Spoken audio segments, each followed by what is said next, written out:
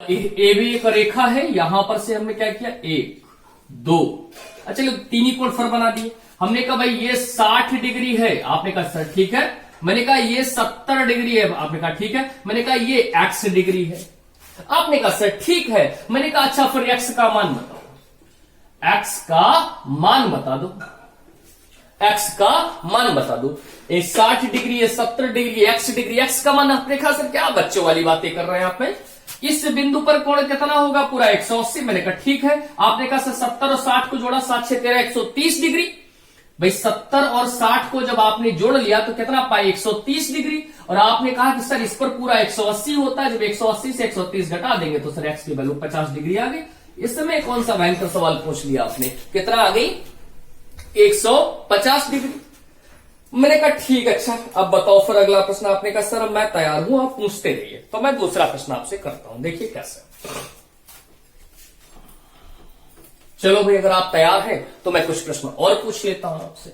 मैंने कहा कि भाई यह एक सरल रेखा है, मैंने बोल दिया ए ओ बी एक सरल रेखा है। आपने कहा ठीक सर इसमें कौन सी बड़ी बात, सवाल बताइए, सवाल क्या। मैंने कहा बता रहा हूं मैं, रुक जाओ थोड़ा सा। ये ठीक है। अब हमने मान लिया, हमने कहा आपसे ये एक्स डिग्री, ये वाई डिग्री है और ये वाला जेड डिग्री है। एक्स डिग्री, वाई डिग्री और जेड डिग्री है। मैंने कहा ये है, और मैंने फिर आपको बता दिया, हमने कहा भैया ऐसा है ना, एक्स अनुपात वाई अनुपात जेड, इन तीनों में एक संबंध भी बताया गया है। आपने कहा सर बताइए क्या बताया गया है। मैंने कहा 1:2:3। सवाल में दिया गया कि ए और बी एक सरल रेखा है और यह कोण है, यह अनुपात है। तो आपसे पूछ लिया सबसे बड़ा कोण बताइए, सबसे बड़ा कोण, सबसे बड़ा कोण। अच्छा मान लो सबसे बड़ा कोण, यह भी पूछ लिया कि सर सबसे छोटा कोण बता दो, सबसे छोटा कोण। अब आप कहेंगे सर फिर बच्चों वाली बात कर दी, इसमें कौन सी बड़ी बात है। मैंने कहा क्यों भाई बड़ी बात नहीं। आपने कहा सर देखो ओ पर बन रहा है। मैंने कहा हाँ बन रहा है भैया। आपने कहा सर ये तीनों कोण इसी ओ पर बन रहा है। मैंने कहा हाँ भैया इसी ओ पर बन रहा है। आपने कहा सर ठीक है, फिर आपने इतना तो सिखाई दिया इतनी देर में कि भाई इन तीनों को अगर हम जोड़ लेंगे ना, जैसे कैसे, एक्स डिग्री, फिर किसे जोड़ दिया, वाई डिग्री, फिर किसे जोड़ दिया, जेड डिग्री।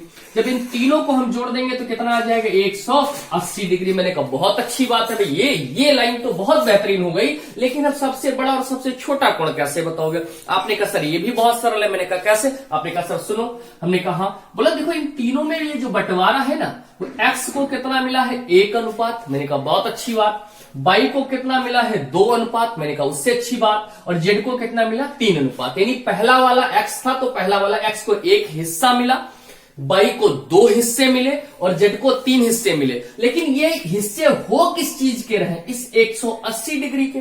अब समझना थोड़ा सा, सबसे बड़ा कोण, पहले देखो टोटल हिस्से करे कितने गए, 3 2 5 और 1 6। यानी जो 180 डिग्री का मान है इसके 6 हिस्से कर दिए गए।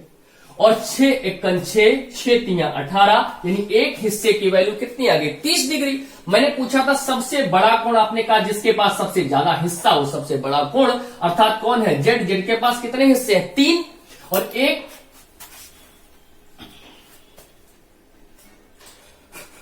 हाँ, एक हिस्से की वैल्यू कितनी आ गई, 30 डिग्री। तो 3 हिस्से की वैल्यू कितनी आ जाएगी, 90 डिग्री। कैसे आए आपको सर, ये कैसे आ गए भाई, 30 3 90, हाँ है ना। अच्छा मैं पूछ लेता, देखना ध्यान से, 3 2 5 1 6 6 3 18 30 डिग्री हो गए, एक की वैल्यू 30 आ गई। मैं पूछता एक्स का मान, आप कहते सर 30 डिग्री। मैं कहता वाई का मान, आप कहते सर इसके पास 2 हिस्से, 30 दूनी 60 डिग्री, इसके पास 30 3 90 डिग्री। पूछा कौन था, सबसे छोटा। सबसे छोटा मैंने एक हिस्सा माने 30 डिग्री। इसमें सबसे बड़ा कोण कितना हो गया, 90, और सबसे छोटा कोण कितना हो गया, 30 डिग्री। बात समझ में आ रही, कॉपी करिए।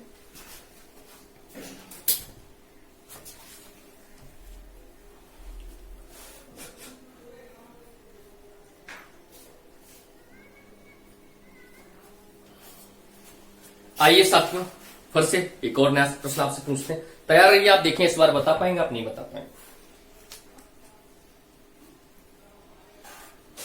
कुछ 1 2 प्रश्न और करते हैं आपसे, देखिए भैया आप बता लेंगे। चलो देखो अगला प्रश्न देखते हैं और देखें आप भाई कितना बेहतरीन बता पाते हैं। साथियों मैंने मान लिया कि एक लाइन है, ये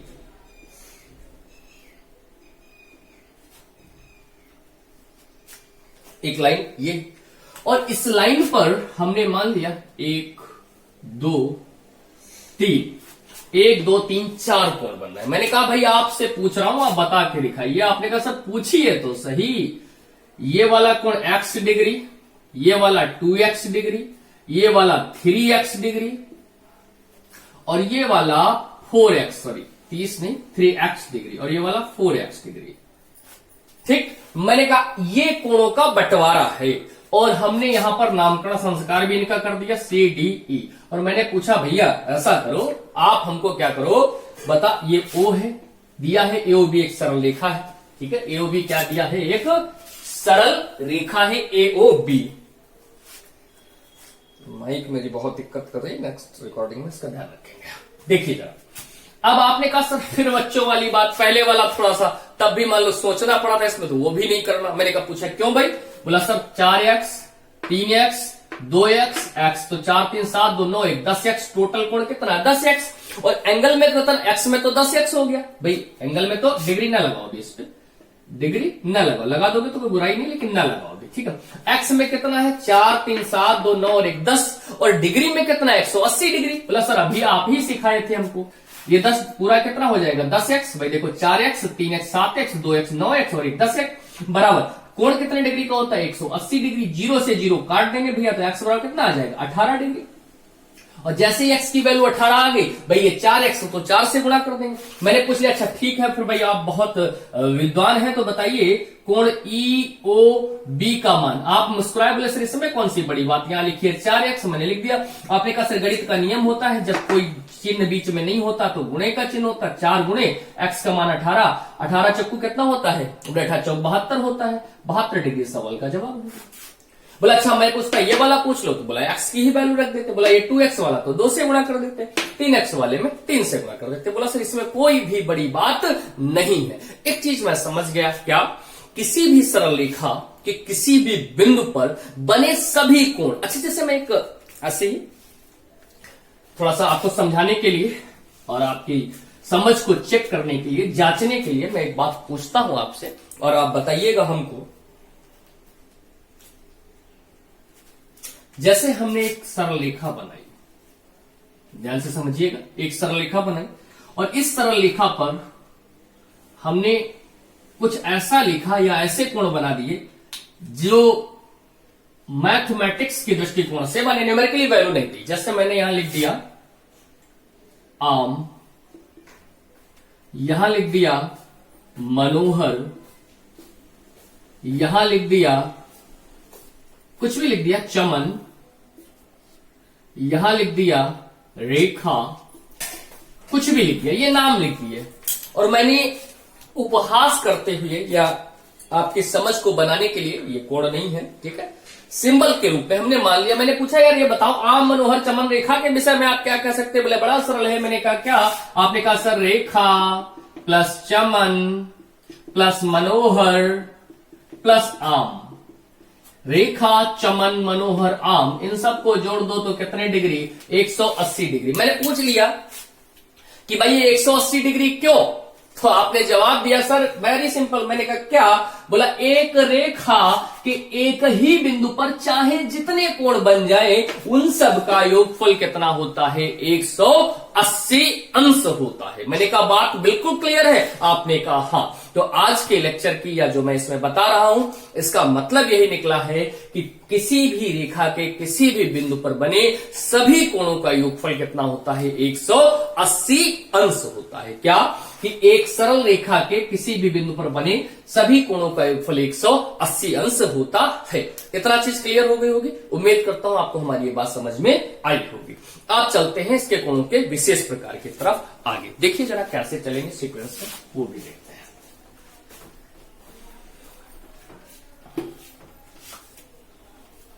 इतना क्लियर है, इसमें कोई डाउट नहीं होगा, उम्मीद करता हूं।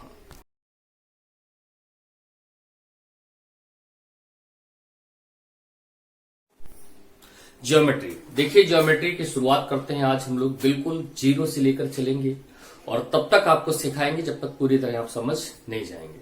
आप हमारे साथ बने रहिएगा, वीडियो को पूरा देखिएगा अगर आपको सीखना है। तो चलिए शुरू करते हैं ज्योमेट्री। तो आज एडवांस मैथ्स का एक बहुत ही बेहतरीन टॉपिक जिसका नाम है ज्योमेट्री हम लोग शुरू करने जा रहे हैं। तो देखिए सबसे पहले क्या होता है जब आप पेन उठाते हैं और कहते हैं ज्योमेट्री या ज्यामिति का अगर हम शाब्दिक अर्थ पर जाएं या इसका मतलब क्या है ये समझना चाहें तो उसके लिए जवाब आएगा कि सर रचना। रचना का मतलब क्या है कि आप पेन को कहीं न कहीं चलाएंगे, किसी पृष्ठ पर चलाएंगे, चाहे फिर वो बोर्ड पर चलाएं, चाहे फिर वो दीवार पर चलाएं, चाहे फिर वो कहीं चलाएं, कहीं न कहीं चलाएंगे।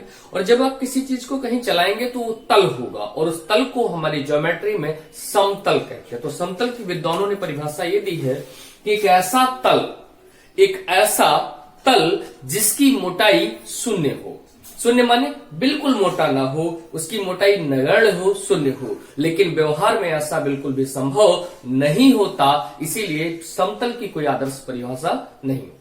आगे चलते हैं। फिर आपको एक तल मिल गया, आपके पास पेन या मार्कर है, तो जैसे ही इस पेन या मार्कर को किसी तल पर हम चलाएंगे तो जैसे ही आप इसको इस पर रखेंगे ऐसे, तो सबसे पहले क्या होगा, एक बिंदु बनेगा। क्या बनेगा?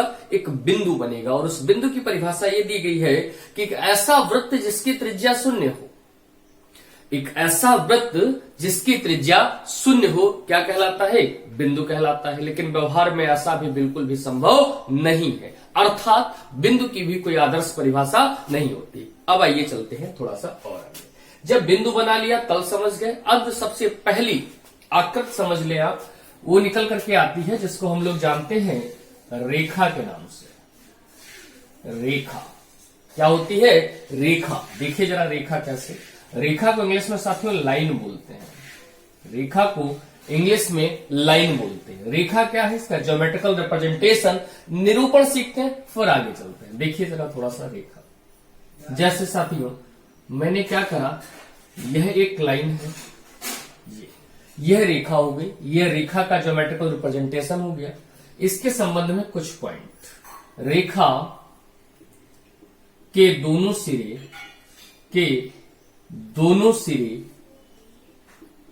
खुले होते हैं। इस बात का अर्थ क्या है? फिर अगले पॉइंट पर चलेंगे। यह एक रेखा बनी है, ये इधर से भी ओपन है, माने इधर से भी बढ़ाई जा सकती है और इधर से भी बढ़ाई जा सकती है। यही कारण है जो मैं पॉइंट नंबर 2 में बता रहा हूं कि रेखा अनंत लंबाई की होती है, अनंत लंबाई की होती है। तो रेखा साथियों कैसी होती है? अनंत लंबाई की होती है। अनंत लंबाई की क्यों? क्योंकि चाहे जितना इधर बढ़ाए और चाहे जितना इधर बढ़ाए कोई फर्क पड़ने वाला नहीं। तीसरी चीज, हम जानते हैं किसी भी बंद समतलीय आकृति का ही क्षेत्रफल, परिमाप और आयतन निकाला जा सकता है। यही कारण है कि रेखा का क्षेत्रफल आयतन व परिमाप नहीं होता है।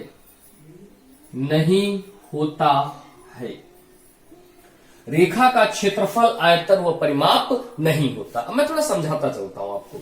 सबसे पहले हमने शुरू करी ज्योमेट्री। मैंने कहा कि आप बिल्कुल निश्चिंत अपने आप को रिलैक्स छोड़ दें, हम पर विश्वास करें, हमारे सहारे आप अपने आप को निश्चिंत छोड़ दें। अगर आपको मैथ्स नहीं आती है तो बिल्कुल आ जाएगी। शर्त केवल इतनी है, जो पढ़ाया जाए, जैसे पढ़ाया जाए, समझते चले, जल्दबाजी ना करें। क्योंकि याद रखिएगा ये जो पढ़ाई है, चाहे मैथ्स की हो, किसी चीज की, एक साधना का विषय, एक तपस्या का विषय। आइए चलते हैं। तो ज्योमेट्री शुरू की। मैंने कहा ज्योमेट्री समझने के लिए या ज्योमेट्री का अर्थ बता दिया रचना करने के लिए हमें पेन चलाना पड़ेगा। तो पेन कहीं ना कहीं तो चलाएंगे ना भाई, रोड पर तो चला नहीं देंगे, पेन कहीं ना कहीं चलाएंगे। और जहां पर चलाएंगे वो हिस्सा जो अगर रोड पर भी चलाएंगे तो फिर वो हमारा समतल हो जाएगा। तो जहां पर भी हम चलाएंगे वो क्या कहलाता है? हमारा समतल कहलाता है। और जैसे ही पहला पेन आपने रखा, जो बिंदु आकृति बनती है उसको बिंदु कहते हैं। और बिंदुओं के बिंदु पथ को, जब कई बिंदु बन जाते हैं तो निर्माण किसका हो जाता है? रेखा या लाइन का। रेखा को पढ़ने के बाद अगला पढ़ते हैं हम लोग किरण, जिसे रेज बोलते हैं इंग्लिश में। देखिए किरण समझते हैं थोड़ा सा। किरण इंग्लिश में इसे बोलते हैं देखिए थोड़ा समझते हैं किरण क्या होता है। अब किरण आपने सुना होगा कि सूर्य से किरणें निकलती हैं, सूर्य से किरणें निकलती हैं, आंख से किरणें निकलती हैं। जब कोई चीज कहीं से निकलती है तो उसकी शुरुआत बिंदु तो होता है, ओरिजिन तो होती है, अर्थात शुरुआत बिंदु रेखा का भी होगा, किरण का भी होगा, लेकिन अंत बिंदु नहीं होता। स्टार्टिंग पॉइंट तो होता है लेकिन एंड पॉइंट नहीं होता। इसका मतलब क्या, मैं समझाता हूं। अब देखिए, अभी रेखा में हम लोगों ने पढ़ा था कि रेखा के दोनों सिरे खुले होते हैं। इसमें लिखेंगे किरण का एक सिरा खुला हुआ तथा एक सिरा अब जिसे हम लोग बंद कहते हैं उसे ज्योमेट्री की लैंग्वेज में सीमाबद्ध कहते हैं, अंग्रेजी में बाउंडेड कहते हैं। एक सिरा सीमा बद्ध होता है। किरण का एक सिरा खुला हुआ तथा एक सिरा सीमाबद्ध होता है। दूसरा पॉइंट है लिखा था रेखा अनंत लंबाई की होती है। तो हाँ बिल्कुल सही, किरण को हम इधर से तो नहीं बढ़ा सकते लेकिन इधर से जितना चाहे उतना बढ़ा सकते हैं, अर्थात किरण भी अनंत लंबाई की होती है, अनंत लंबाई की होती है। किरण भी कैसी होती है, अनंत लंबाई की होती है। अब समझ गए भाई, रेखा ये हो गया, किरण ये हो गया। इसमें लिखा था रेखा का क्षेत्रफल आयतन व परिमाप नहीं होता। मैंने अभी बताया था कि क्षेत्रफल आयतन परिमाप ये केवल एक बंद समतलीय आकृति का ही होता है और न ये बंद है और न ही ये। अब बंद समतलीय आकृति का ही क्यों होता है इस पर भी बात करेंगे जब वहां पहुंचेंगे तब। अब तीसरी बात इसमें क्या करेंगे कि रेखा का, अब यहां पर किरण का कहेंगे, किरण का क्षेत्रफल कॉमा परिमाप व आयतन नहीं होता या ज्ञात नहीं किया जा सकता, एक ही बात है, नहीं होता है। किरण का एक सिरा खुला हुआ, एक सिरा सीमाबद्ध, किरण अनंत लंबाई की होती है। किरण का क्षेत्रफल परिमाप और आयतन नहीं होता। आइए अब तीसरी चीज समझते हैं, रेखाखंड, जिसे इंग्लिश में लाइन सेगमेंट बोलते हैं। रेखा खंड, इंग्लिश में इसे साथियों लाइन सेगमेंट बोलते हैं, लाइन सेगमेंट बोलते हैं, रेखा खंड। थोड़ा सा समझते हैं इसको भी। देखिए हम लोगों ने रेखा को पढ़ा, रेखा के दो सिरे खुले होते हैं, रेखा अनंत लंबाई की होती है, रेखा का क्षेत्रफल आयतन और परिमाप नहीं होता। किरण की बात आई तो किरण का एक सिरा खुला हुआ, एक तथा एक सिरा सीमाबद्ध होता है। किरण अनंत लंबाई की होती है और किरण का क्षेत्रफल परिमाप आयतन ज्ञात नहीं किया जा सकता। रेखाखंड की बात करें तो देखें नाम ही है रेखा खंड, खंड माने पार्ट, रेखा का एक पार्ट, एक भाग। देखिए कैसे, मैं समझाता हूं, माफ कीजिएगा।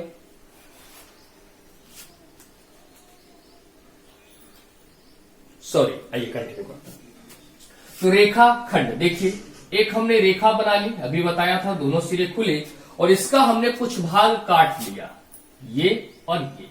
तो जो ये ए बी भाग होगा हमारा, जो ये ए बी भाग होगा हमारा, यही ये पार्ट, ये वाला हिस्सा क्या कहलाएगा, रेखा खंड। और जब हम इसे काट रहे होंगे तो जाहिर सी बात एक निश्चित लंबाई ली होगी, और वो निश्चित लंबाई, ये वाली लंबाई, यही क्या कहलाएगी, हमारी रेखा खंड। अर्थात सबसे पहली बात, अब केवल ए बी को देखना है, आगे नहीं देखना, उससे तो काटे ही हमने। लिखेंगे रेखाखंड, मैं बोल रहा हूं अगर आपको बोर्ड पर देखने में दिक्कत हो रही है, रेखाखंड के दोनों सिरे सीमाबद्ध, सीमाबद्ध मतलब बाउंडेड, सीमाबद्ध मतलब बाउंडेड, सीमाबद्ध होते हैं। दूसरा पॉइंट इसका, अब देखिए इनमें दूसरा पॉइंट क्या था, रेखा अनंत लंबाई की होती है, किरण भी अनंत लंबाई की होती है। लेकिन अगर रेखाखंड की बात करें तो रेखाखंड की निश्चित लंबाई होती है, निश्चित लंबाई होती है। अब आप कहेंगे सर ये निश्चित लंबाई होती है, कितनी होती है? तो जवाब इसका ये मिलेगा कि रेखाखंड की निश्चित लंबाई कितनी होती है, जितनी लंबाई का रेखाखंड हम खींचते हैं, जितनी लंबाई का रेखाखंड हम बनाते हैं। चलिए साथियों,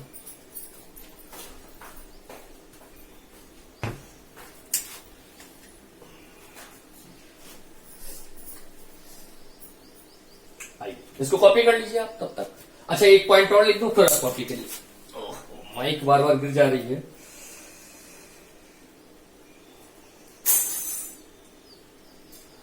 चलिए एक पॉइंट और बता देता हूं, फिर आप इसको लिखिए। रेखाखंड निश्चित लंबाई का, इसमें लिखा था रेखा का क्षेत्रफल आयतन व परिमाप नहीं होता, इसमें किरण का क्षेत्रफल परिमाप व आयतन नहीं होता, और रेखाखंड का भी, इसका भी क्षेत्रफल परिमाप व आयतन नहीं होता है, नहीं होता है। ठीक है ना? इसका भी क्षेत्रफल आयतन परिमाप नहीं होता। नोट करिए थोड़ा जल्दी से।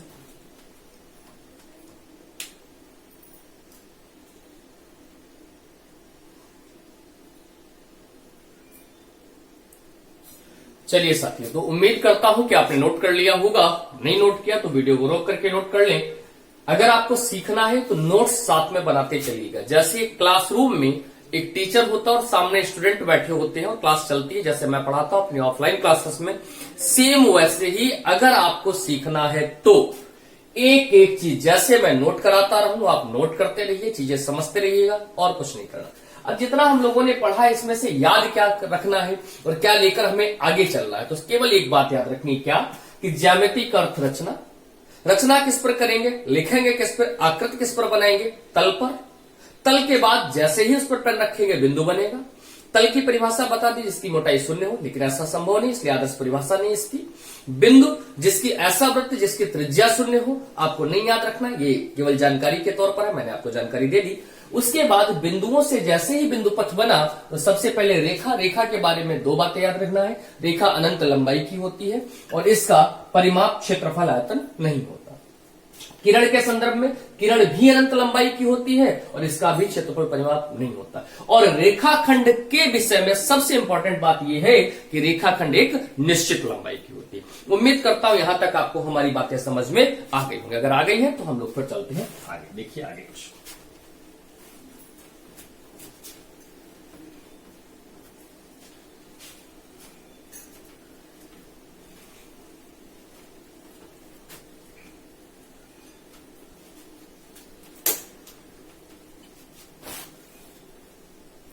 साथियों, माइक जो है बार बार गिर जा रही है, रुक नहीं पा रही, माफ कीजिएगा। चलिए देखिए, अब चलते हैं हम लोग थोड़ा सा आगे। इतना सीख गया। इसको सीखने के बाद जब आपने रेखाखंड सीख लिया, लाइन सीख ली, रेखा सीख ली, किरण सीख ली, अब जो अगली आकृति की तरफ चलेंगे या अगली चीज की तरफ चलेंगे, अगली बात की तरफ चलेंगे, उसका नाम है कोण, जिससे आप लोग एंगल बोलते हैं। क्या बोलते हैं? एंगल, कोण। ठीक है। कोण की बात करूं तो कोण के शाब्दिक अर्थ को समझने निकलेंगे तो जवाब मिलेगा, कोण का अर्थ होता है झुकाव। क्या होता है? झुकाव। जैसे ये मेरा हाथ है और मैं क्या करूं, यहां से ये झुकाव ले लूं, तो ये वाला जो हिस्सा होगा ये, इसी को हम लोग क्या बोलेंगे?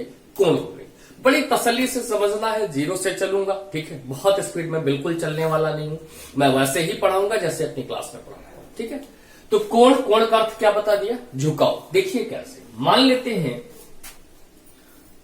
एक ये हमारा किरण, मान ली किरण है और एक और किरण ये ले ली हमने, तो ये वाला जो होगा, ये वाला जो झुकाव होगा, इसी को हम लोग क्या बोलते हैं? कोण बोलते हैं। साथियों क्या बोलते हैं? कोण बोलते हैं। अब इसको कोण तो बोल दिया, यहां पर मुझे कई बातें आपको और समझानी है। क्या? जैसे मैंने बोल दिया ये कोण है और मैंने कहा भैया ये वाला झुकाव और ये वाला कोण, तो ये वाला और ये वाला, इन दोनों में से पूछूं कि बड़ा कौन सा होगा कोण, तो क्लासरूम में हमारे साथी बताते हैं कि जो नई शुरू में सीख रहे होते हैं कि सर ये वाला बड़ा है और ये वाला छोटा है। ऐसा बिल्कुल भी नहीं होता, ये भी मैं आपको समझा दूं। चाहे मैं ये वाला झुकाव लूं कौन सा? ये वाला। चाहे मैं ये वाला झुकाव लूं, चाहे मैं ये वाला झुकाव लूं, चाहे मैं ये वाला झुकाव लूं, चाहे मैं ये वाला झुकाव लूं, चाहे मैं ये वाला झुकाव लूं, ये वाला या कोई भी झुकाव ले लूं, कोई भी झुकाव ले लूं, जितना डिग्री का कोण यहां पर बनेगा वो उतना ही रहता है। इसके पीछे तर्क ये है कि झुकाव हमेशा ओरिजिन यहां से देखा जाता है कि ये झुकाव है कितना। अब जितना भी यहां से जो झुकाव यहां रहेगा वही पूरे पर रहेगा। कभी ये कंफ्यूज मत होना कि हमने यहां चिन्ह लगा दिया तो ये छोटा कोण हो गया, अगर यही चिन्ह यहां लगा दे तो मान लो हमने सपोज करते हैं कि अगर 30 डिग्री है तो ये भी 30 वो 30 ही रहना है, उस पर कोई फर्क पड़ने वाला नहीं है। उम्मीद करता हूं ये बात समझ गए। दूसरी बात करता हूं आपके साथ जिससे और बेहतरी से आपको हमारी बातें समझ में आएंगी। देखिए दूसरी चीज क्या है वो मैं बताता हूं।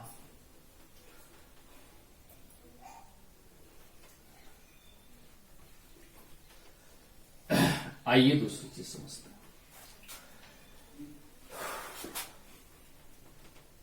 देखिए सेकंड थिंग क्या है। अब मान लीजिए यह कोण है ए बी सी और थोड़ी देर के लिए हमने मान लिया ये वाले कोण का नाम क्या है? थीटा है। क्या मान लिया? थीटा नाम है। अब समझिएगा बस, मुझे इस कोण को पढ़ना है। कैसे पढ़ेंगे मैं बताता हूं। देखिए कोण A B C, A B C, A B C कितना? थीटा। इसी चीज को हम ऐसे पढ़ सकते थे, ये भी वही चीज है, कोण सी बी ए, कोण सी बी ए, कोण सी बी ए, और इसी चीज को हम लोग पढ़ सकते थे कोण बी। अब समझ क्या आया इस बात से? इस बात से यह समझ आया कि जिस कोण की हम चर्चा कर रहे होंगे वो हमेशा कहां रहेगा? बीच में रहेगा। अब मैंने मान लो कहीं पर लिख दिया कि भाई ऐसा है कोण पी क्यू आर बराबर 60 डिग्री, तो आप तुरंत कहेंगे सर आकृति में जो कोण क्यू होगा ना वो कितना होगा? 60 डिग्री का, बीच वाला कोण, बीच वाला कोण। जैसे मैंने लिख दिया यहां पर कोण ए बी सी बराबर 90 डिग्री, तो आप तुरंत कहेंगे सर इसमें जो बी होगा कोण वो कितना होगा? 90 डिग्री। उम्मीद है मैं समझाने में सफल हो पा रहा हूं। एक चीज और बताता चलो, ये जो मैं ऐसे ऐसे बना रहा हूं, कोण का जो ज्योमेट्रिकल रिप्रेजेंटेशन होता है, ज्यामितीय निरूपण होता है, वो कैसे होता है? एक लाइन ऐसे आती है लगभग 45 पर और एक बिल्कुल स्ट्रेट जाती है। ये किसका है? कोण का रिप्रेजेंटेशन। और कोण अगर कई हो जाए, कई कोणों को लिखना हो आपको, तो कोणों का जो रिप्रेजेंटेशन होगा, कोणों का, तो क्या करना है? ये चीज तो लिख ही देनी है।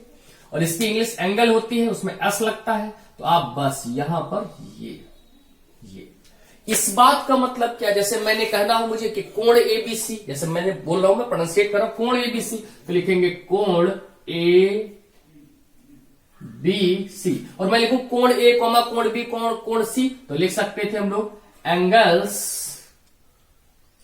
ए कॉमा बी कॉमा सी। इसका मतलब कोण ए, कोण बी, कोण सी, सभी कोणों के बारे में बात कर ली। जब कोण का प्लूरल फॉर्म बनाना होगा सिंबल में तो हम ऐसे लगा देंगे, यहां पर ऐसे लगे। इस पूरा जितना मैंने अभी बताया इसका अर्थ केवल इतना है, आपको अपने दिमाग में ये लेकर चलना है कि कोण का अर्थ झुकाव होता है। पढ़ते समय जो बीच में होता है उसी की माप बताई जाती है, चाहे जितना आगे बढ़ा दे और चाहे जितना इधर ये कितना भी बड़ा कर दे, जो यहां पर झुकाव होता है वही झुकाव रहता है। इतनी चीज समझ गए होंगे। इस वाले कोण को हम कैसे पढ़ सकते थे? कोण ए बी सी, चाहे कोण सी बी ए, और फिर खाली कोण बी कह दे, तब भी कोई दिक्कत नहीं होगी। ये कोण पढ़ने का तरीका हुआ। अब थोड़ा सा और आगे चलते हैं और आपको समझाने का प्रयास करते हैं।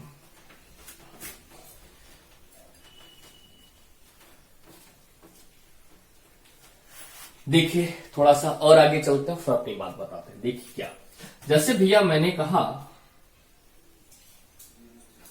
ए बी सी, ठीक। अब इसमें ये वाला जो कोण है, कौन वाला? ये वाला कोण हमने मान लिया कि भाई अल्फा है। अच्छा, अगर इस नजरिए से देखेंगे तो अंदर का झुकाव हो गया, और हमने मान लिया कि यह वाला जो कोण है, बड़ा वाला बाहर वाला, ये क्या है? बीटा है। यह अल्फा है और ये वाला क्या है, बीटा है। और मैं कहूं कि भैया आप पढ़ो, अब पढ़ के दिखाओ, तो आप कहोगे कि सर ठीक है, इसमें कौन सी बड़ी बात है, मैं भी पढ़ा दे रहा हूं, क्या दिक्कत है। क्या कहेंगे कि सर कोण A B C, A B सी। तो मैंने कहा ठीक भाई, आपने कहा सर कोण एबीसी अल्फा, तो मैं मुस्कुराया और मैंने कहा भाई ऐसा कैसे, बोला कैसे, ए बी सी अल्फा तो ठीक है, लेकिन बीटा नहीं हो सकता क्या, बीटा नहीं हो सकता क्या। तो आप कहोगे सर अच्छा बीटा होने में कोई दिक्कत नहीं, क्योंकि एक ही बिंदु पर अल्फा भी बन रहा और बीटा भी बन रहा है। अब इस समस्या से कैसे निकला जाए, इस समस्या से निकलने के लिए दो शब्द की चोरी करनी पड़ेगी, और उन दो शब्दों की जैसे ही चोरी होगी ये कंफ्यूजन दूर हो जाएगा। आओ उनकी चोरी करते हैं। कैसे, वो दो शब्द कौन कौन से हैं, एक शब्द है लघु और एक शब्द है दीर्घ, एक शब्द है लघु और एक शब्द है दीर्घ। अब कैसे, क्या मैं बता रहा हूं, मैं समझाने का प्रयास करता हूं। जब हम लिखेंगे लघु कोण ए बी सी और फिर लिखेंगे दीर्घ कोण ए बी सी, कोण ए बी सी ही है। लघु माने छोटा और दीर्घ माने बड़ा, अर्थात जब छोटा कहेंगे तो भीतर वाला और बड़ा कहेंगे तो बाहर वाला। अच्छा, जरूरी नहीं कि भीतर वाला ही हमेशा छोटा हो, जब बाहर वाला बड़ा हो जाएगा, माने इन दोनों में अंतर हम कैसे कर पाएंगे, लघु और दीर्घ से। अब हमने कह दिया इस आकृति में लघु कोण एबीसी, तो आप कहेंगे सर ये होगा हमारा अल्फा। हम कहेंगे दीर्घ कोण एबीसी, तो आप कहेंगे सर ये होगा हमारा बीटा। ये अल्फा होगा और ये वाला क्या होगा, बीटा। अब मैं उम्मीद करता हूं कि आपने अभी तक पढ़ना तो सीख ही लिया होगा। आप लोग इसको एक बार जो है कॉपी करिए।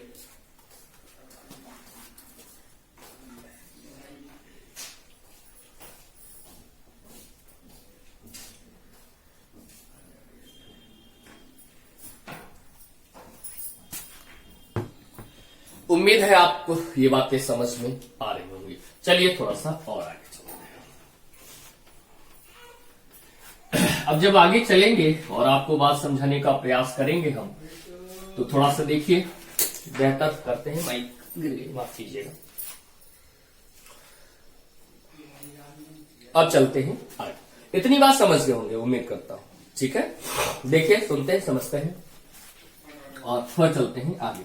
अब कोण, सबसे पहले क्या क्या सीखा, देखो एक चीज और ध्यान रखिएगा, बार बार माइक गिर जा रही है, इसमें सेट नहीं बैठ पा रही है, कोशिश कर रहा हूं कि काम चलता रहे।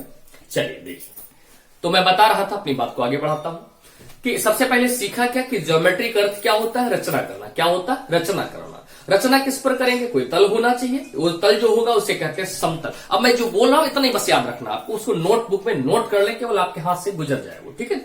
तो रचना करना माने कोई चीज लिखेंगे तो तल चाहिए, तल का मतलब समतल। अब इससे तल को ही हम क्या बोलते हैं, समतल, प्लेन बोलते हैं, जिस पर हम लिखते हैं, चाहे वो कॉपी का पेज हो, चाहे वो बोर्ड का पेज हो, चाहे वो दीवार पर लिखने लगे, सड़क पर लिखने, जहां मन हो आपका वहां लिखने लगो, ठीक। अच्छा, उसके बाद आगे चलते हैं।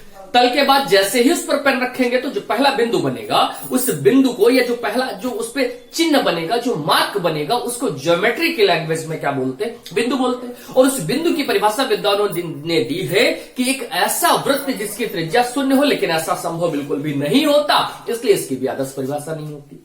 जब फिर कई बिंदु बना देंगे तो जो पहली आकृति बन के आती है उसे रेखा कहते हैं। रेखा के लिए बताया हमने कि इसके दोनों सिरे खुले होते हैं, रेखा अनंत लंबाई की होती है, और रेखा का क्षेत्रफल आयतन परिमाप ज्ञात नहीं किया जा सकता। किरण, एक सिरा बंद दूसरा सिरा खुला हुआ होता है, इसका भी क्षेत्रफल परिमाप आयतन ज्ञात नहीं किया जा सकता है। और किरण का भी जो है, किरण के लिए बता दिया क्षेत्रफल आयतन ज्ञात नहीं किया जा सकता, इसकी भी लंबाई अनंत होती है। रेखाखंड एक निश्चित लंबाई का होता है, रेखाखंड एक निश्चित लंबाई का होता है, और इसका भी क्षेत्रफल परिमाप आयतन ज्ञात नहीं किया जा सकता। इतना सीखने के बाद फिर मैंने बताया कोण, कोण का अर्थ झुकाव होता है, और पढ़ना सिखाया आपको। अब कोणों के कुछ सामान्य प्रकार बताएंगे और फिर कुछ विशेष प्रकार बताएंगे। कोणों के जो हम सामान्य प्रकार बताएंगे उनका प्रतियोगी परीक्षा के प्रश्नों में प्रयोग तो होगा, लेकिन डायरेक्ट कोई यूज नहीं होता है, ठीक। और जो विशेष प्रकार बताएंगे उनका डायरेक्ट भी यूज होता है, लेकिन जो विशेष प्रकार सीखने से पहले आपको ये सीखना ज्यादा जरूरी होगा। तो आइए किन किन कोणों को सीखने जा रहे हैं, थोड़ा सा आपको बताते हैं और समझाने का प्रयास करते हैं। जैसे मैं लिख रहा हूं, समझिएगा। सबसे पहले आपने बहुत सुन रखा होगा न्यून कोण, जिसे हम लोग इंग्लिश में एक्यूट एंगल बोलते हैं, एक्यूट एंगल बोलते हैं। उसके बाद समकोण, न्यून कोण पढ़ने के बाद हम लोग पढ़ेंगे समकोण। समकोण का मतलब होता है राइट एंगल, इंग्लिश में से बोलते हैं राइट एंगल। उसके बाद न्यून कोण, समकोण, उसके बाद चलेंगे अधिक कोण की तरफ, अधिक कोण जिसे इंग्लिश में बोलते हैं ऑब्ट्यूस एंगल, ऑब्ट्यूस एंगल। इसके बाद हम लोग सीखेंगे सरल कोण, जिसे हम लोग कहते हैं सरल कोण, जिसे हम लोग कहते हैं straight angle, straight angle, straight angle. उसके बाद सीखेंगे हम लोग बृहत कोण, जिसे कहते हैं रिफ्लेक्स एंगल। क्या बोलते हैं? Reflex angle. और उसके बाद सीखेंगे संपूर्ण कोण, संपूर्ण कोण, जिसे हम लोग कंप्लीट एंगल भी बोलते हैं और होल एंगल भी बोलते हैं। जो आपको ठीक लगे वो आप बोल सकते हैं। ये जो 6 प्रकार हैं, ये जो 6 प्रकार हैं, माफ कीजिए, ये जो 6 प्रकार हैं, ये बेसिक प्रकार हैं जिन्हें हमें सीखना है, और उसके बाद हम लोग कुछ विशेष प्रकार भी सीखेंगे। तो आइए एक एक करके समझते हैं और सीखते हैं। चलिए शुरू करते हैं। सबसे पहले बात करेंगे न्यून कोण की। तो न्यून कोण, एक्यूट एंगल, अगर परिभाषा के दृष्टिकोण से बात करें तो एक ऐसा कोण जो 0 से बड़ा होगा और 90 से छोटा होगा। मतलब अगर मैं लिख दूं कि भाई 22 डिग्री का कोण है, कोण को डिग्री में मापते हैं, क्यों मापते हैं भी बताऊंगा। हमने लिख दिया 22 डिग्री, बताओ बेटा ये कैसा कोण होगा? तो आप लोग कहेंगे कि सर ये वाला जो कोण होगा ना 22 डिग्री, ये हमेशा कैसा होगा? न्यून कोण। मैं पूछूंगा भाई ऐसा इसमें क्या कि न्यून कोण है? तो आप कहेंगे सर ये इसका ये जो 22 डिग्री होता है ना, ये 0 से बड़ा है और 90 से छोटा है। तो एक बात यहां से समझते चलेंगे, न्यून कोण का मतलब 0 से बड़ा, 0 से बड़ा और 90 अंश से छोटा। बस इतना सा समझना है इसमें। हम न्यून कोण बोलेंगे, आपको याद नहीं रखना, मैंने पहले बता दिया, इसका डायरेक्ट यूज नहीं है। हम जिस समय पढ़ा रहे होंगे, आगे चीजें बता रहे होंगे, हम कहेंगे न्यून कोण, तो आपका मन तुरंत कहेगा सर 0 से बड़ा 90 से छोटा, 0 से बड़ा 90 से, पर और कुछ याद नहीं रखना, कुछ स्ट्रेस नहीं लेनी है, कुछ याद नहीं रखना है। न्यून कोण 0 से बड़ा 90 से छोटा, बात खत्म। समकोण 90 डिग्री, समकोण का मतलब 90 डिग्री, यानी 90 अंश का कोण ही क्या कहलाता है? समकोण। ये बनता कैसे है? ऐसे, ये इसका सिंबल है, ये वाला कोण क्या हो जाएगा? समकोण हो जाएगा। चलिए फिर अधिक कोण की बात करेंगे। अधिक कोण 90 अंश से बड़ा, 90 अंश से बड़ा और 180 अंश से छोटा। अब इसका प्रयोग कैसे करना है, क्या इसका यूज है, वो सब मैं सिखाऊंगा, मेरी जिम्मेदारी है। आपका काम केवल इतना है, ये देख लें और समझ लें।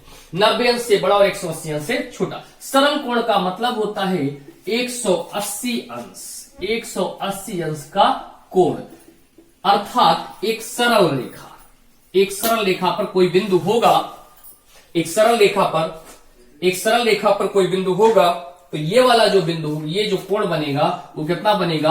180 डिग्री। कितना बनेगा? 180 अंश। अगर मैं बृहत कोण की बात करूं तो ये 180 अंश से बड़ा, 180 अंश से बड़ा और 360 अंश से छोटा होता है। ये जो हमारा रिफ्लेक्स एंगल है ये 180 अंश से बड़ा और 360 अंश से छोटा होता है। अगर हम संपूर्ण कोण की बात कर लें, ये 360 डिग्री का होता है। 360 डिग्री के कोण को या का कर दो, का कोण ही हमारा क्या कहलाता है? संपूर्ण कोण। अर्थात पूरा जो वृत्त बना दे, ये क्या कहलाएगा? 360 डिग्री का कोण। अब इन चीजों में से हमें याद कौन सी रखनी है और कौन सी छोड़ देनी है, ये भी मेरी जिम्मेदारी है, मैं सिखाऊंगा आपको। ये स्ट्रेस लेने की कोई जरूरत नहीं है कि हमें क्या याद रखना और क्या भूल जाना, और मेरी जिम्मेदारी है क्या याद रखवाना आपको। मैं अगर कहीं पर बोलूंगा न्यून कोण, तो आपके मन में बस एक आवाज आनी चाहिए, 0 से बड़ा 90 से छोटा, बस और कुछ नहीं। मैंने कहा समकोण, आपने कहा सर 90 डिग्री का कोण। मैंने कहा समकोण, आपका जवाब आ जाएगा 90 डिग्री का कोण। मैंने कहा अधिक कोण, आपने कहा सर 90 अंश से बड़ा और 180 अंश से छोटा। मैंने पूछ दिया भाई 133.333333333 डिग्री कितने डिग्री, कैसा कोण है? आपने तुरंत कह दिया सर अधिक कोण है। मैंने पूछा क्यों?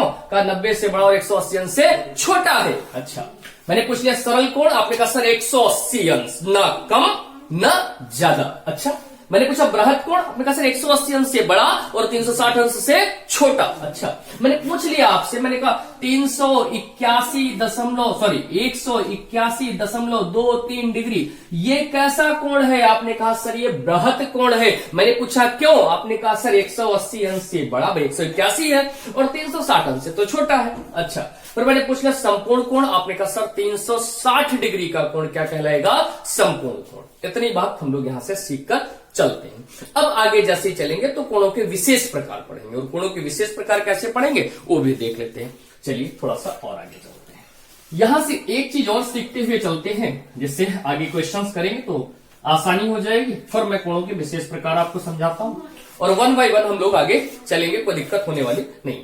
जैसे मैं मान लेता हूं कि स्ट्रेट लाइन है, एक सरल रेखा है, ये कुछ नाम दे देते हैं, इसको नामकरण कर दिया भाई इसका ए बी, कोई स्ट्रेट लाइन है।